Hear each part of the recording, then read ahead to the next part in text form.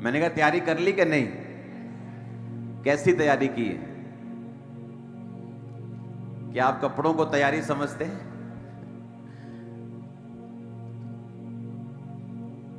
परमेश्वर ने आपके लिए एक प्लान दिया है दिसंबर महीने के लिए, आपको ब्लेस करने के लिए। मोस्टली जब दिसंबर का महीना आता है तो लोग शॉपिंग में चले जाते हैं, गिफ्ट्स खरीदने में चले जाते हैं, जबकि उन्हें यह मालूम नहीं ये महीना वैसा सेलिब्रेट नहीं करना जैसा लोग करते हैं। ये फास्टिंग का महीना है, ये कमिटमेंट का महीना है। आमीन। कि एक स्पिरिचुअल फीस्ट स्टार्ट करना है, क्योंकि दिसंबर में लोगों को जो पार्टीज हैं, जो फिजिकल फीस्ट हैं, वो जो खाते पीते पार्टीज करते हैं, ठीक है आप सेलिब्रेशन करिए, लेकिन परमेश्वर ने मुझसे कहा कि स्पिरिचुअल फीस्ट को शुरू करना है। और उसके बाद जब आपको स्पिरिचुअल यानी कि जब खाना स्पिरिचुअल खाना आपका बढ़ा दिया जाएगा, क्योंकि अगले संडे या थर्सडे से आप लोग कॉपी और पेन के साथ आया करेंगे कॉन्टिन्यूस। कल से रोज की रोटी जो टीचिंग है वो स्टार्ट हो जाएगी continuous. Prayer mountain prayer start हो जाएगी। थर्सडे संडे आपको कॉपी और पेन के साथ आना पड़ेगा। अब एक भी दिन जो है आप मिस नहीं करेंगे, क्योंकि स्पिरिचुअल फीस्ट जो होगा, परमेश्वर की आत्मा ने मुझे दिखाया है ये चीजें और स्पिरिचुअली मुझे समझाया है। मेरी लाइफ की ये टेस्टिमनी है कि जब तक आप स्पिरिचुअली ग्रो नहीं करते, कई बार आपकी लाइफ में परमेश्वर काम नहीं करता। पिछले दिनों जब मैंने बताया था कि हम एक प्रेयर में थे, तो परमेश्वर ने मुझे कहा कि मुझे डिलीवरेंस वीक्स को शुरू करना है। और आप इमेजिन करो कि जब डिलीवरेंस वीक्स मैं कर रहा था, जब डिलीवरेंस वीक्स की प्रेयर्स हो रही थी, तो उन हफ्तों के दौरान लोगों की टेस्टिमनी तो स्वाभाविक रूप से आने ही आनी थी, लेकिन जो हमारे करीबी लोग थे, जो हमारी टीम के लोग थे, टीम से थोड़ा बाहर थे, थोड़ा और कम करीब थे लेकिन करीब थे, वो टेस्टिमनीज अपनी भेजना शुरू कर चुके थे कि हम इतने सालों से, इतनी रिजेक्शंस के बाद हमारा ये काम हो ही नहीं रहा था, लेकिन डिलीवरेंस वीक्स के दौरान परमेश्वर ने हमें छुटकारा दिया है, हमें छुड़ाया है, और आज वो अपनी अपनी डेस्टिनेशन पे पहुंचकर ब्लेसिंग को एंजॉय कर रहे हैं। क्यों? क्योंकि परमेश्वर ने एक वर्ड दिया था कि डिलीवरेंस वीक्स शुरू करने हैं। और आप इमेजिन करो कि मैंने करीबी लोगों की इतनी टेस्टिमनी सुनी है। ये तो मैं करीबी लोगों की टेस्टिमनीज नहीं सुनता हूं, अपनी टीम पे मैं ले हैंड नहीं करता हूं, नहीं तो रोज वही 400-500 लोग हैं, उन्हीं पे मैं गुम हो जाऊंगा। लेकिन वो टेस्टिमनीज दे रहे थे आकर के डिलीवरेंस वीक्स के दौरान परमेश्वर ने हमको अजीब रीति के साथ छुआ है और हमें फ्री किया है।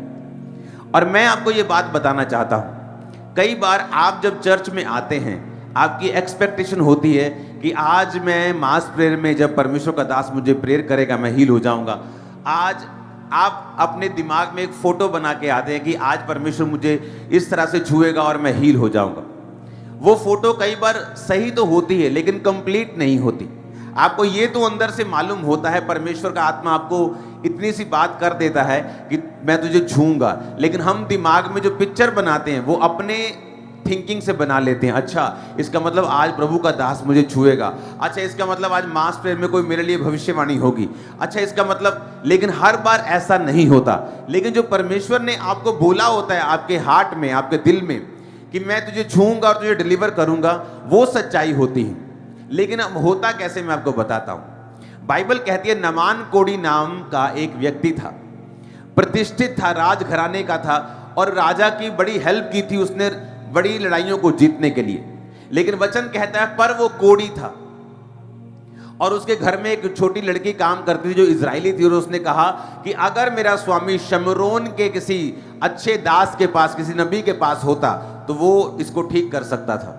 जब उसने ये बात सुनी तो वो वहां पे गया और उसने क्या फोटो बना के गया वहां पे कि बाहर अब अलीशा बाहर आएगा और मेरे सिर पे हाथ रखेगा, तेल मलेगा और मुझे बोलेगा कि यहोवा तेरा कोढ़ दूर करता है। इस तरह की फोटो वो बना के आया।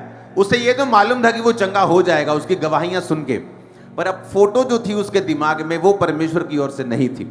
और बाइबल कहती है अलीशा ने अंदर से क्या भेजा संदेशा कि जा और यरदन नदी में जाके 7 बार डुबकी मार ले, तेरा कोढ़ ठीक हो जाएगा। और वो गुस्सा कर गया। कि यार मुझ पे तो ले हैंड होना चाहिए था, मुझ पे तो ये काम होना चाहिए था, ऐसे तो मैं डिलीवर ही नहीं हूँगा, ऐसे तो मैं हील ही नहीं हूँगा, चंगा ही नहीं हूँगा। लेकिन बाइबल कहती है, उसका सेवक उसको क्या कहता है कि अगर खुदा के दास ने तुझे बड़ा काम करने के लिए कहा होता, तू क्या ना करता? ये तो छोटा सा काम है, जाके नदी में तूने डुबकियां मारनी है 7, कौन सा मुश्किल काम उसने कह दिया। और बाइबल कहती जैसे ही वो 7 डुबकियां मार के बाहर आया, उसका जो शरीर था वो बच्चों के समान हो चुका था, साफ हो चुका था, क्लीन हो चुका था। हालेलुया। इसका मतलब क्या है? इसका मतलब यह है कि परमेश्वर हर बार आपको आपकी थिंकिंग के हिसाब से या आपकी सोच के हिसाब से चंगा नहीं करता।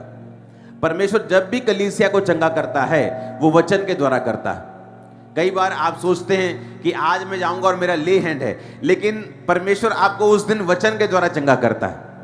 जब कलीसिया वचन सुनने के लिए आती है और परमेश्वर की मर्जी को जानने के लिए आती है, जब आप वचनों को सुनते हैं, जो आपको बताया जाएगा कि अब स्पिरिचुअल फीस्ट शुरू होगा, एक आत्मिक माहौल, एक आत्मिक खाना, आत्मिक पार्टी शुरू होगी, जहां पर हम सिर्फ स्पिरिचुअली रीति के साथ बढ़ने की ट्राई करेंगे अगले 7 हफ्ते, जहां पर आपके लिए प्रेयर होगी, हीलिंग डिलीवरेंस तो साथ साथ चलेगी, लेकिन मकसद होगा आत्मा में बढ़ना। और परमेश्वर ने मुझसे क्या कहा कि जब ये लोग स्पिरिचुअली बढ़ना शुरू करेंगे, आत्मिक रीति में बढ़ना शुरू करेंगे, आप देखेंगे कि जो प्रेयर्स आपने की थी अपनी ब्लेसिंग के लिए, अपने किसी काम के लिए, वो भी साथ साथ में कबूल होना शुरू हो चुकी है। आपका वो काम भी होना शुरू हो चुका है। आप फिर समझ जाएंगे ये बात कि हाँ, पहले परमेश्वर ने हमें डिलीवर किया डिलीवरेंस वीक्स के दौरान, अब वो ये चाहता है कि हम स्पिरिचुअली ग्रो करें, ताकि जो ब्लेसिंग रुकी है, ताकि जो काम मेरा रुका हुआ है, ताकि जो चीज़ मैं प्रेयर से भी नहीं पा रहा हूं, जब आप स्पिरिचुअली रीति के साथ ग्रो करने लगेंगे वो आपको मिलने लगेगी। कितने मेरी बात को समझ रहे हैं? तो आप कोई भी जन अगले 7 हफ्ते, अगले 6-7 हफ्ते आप लोग कोई भी इसको ऐसे नहीं लेंगे कि हाँ आज सिंपल थर्सडे, आज सिंपल संडे है, क्योंकि हर थर्सडे हर संडे, चाहे मुझे एग्जैक्ट डेट मालूम नहीं है कि फॉरेन का क्रूसेड है शायद अगले महीने,